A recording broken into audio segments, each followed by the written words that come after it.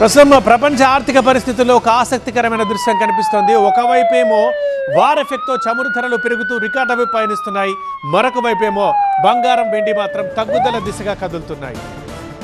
సాధారణంగా ఇలాంటి అనిశ్చిత పరిస్థితుల్లో బంగారం సేఫ్ హెవెన్గా ఉంటుంది. కానీ ఈసారి పరిస్థితి కొంత భిన్నంగా మారింది. అత్యంత భారీగా పడిపోయిన బంగారం వెండి ధరలు అంతర్జాతీయంగా ఒక వారంలోనే పసిడి 10%, వెండి ధర 15% క్షీణించాయి.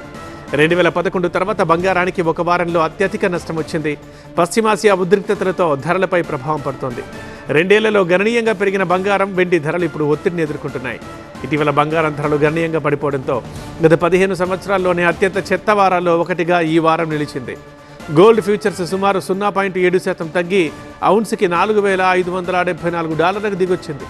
వారాంతానికి దాదాపు 9.6% నష్టపోయింది. ఇది 2011 తర్వాత కనిపించిన అతిపెద్ద వారపు పతనంగా చెప్పాలి. అంతేకాకుండా ఈ ధోరణి కొనసాగి 2008 తర్వాత అత్యంత బలహీనమైన నెలగా నమోదైంది. ఇటు సిల్వర్ ఫ్యూచర్స్ 2% కంటే ఎక్కువగా తగ్గి $69.66 చేరాయి. వారాంతానికి 15% పైగా నష్టాన్ని నమోదు చేసింది. ఈ ఏడాది ప్రారంభం నుంచి చూస్తే వెండి విలువ కూడా తగ్గుముఖం పట్టింది. దేశీయ మార్కెట్లో కూడా ఇదే ధోరణి కనిపిస్తోంది.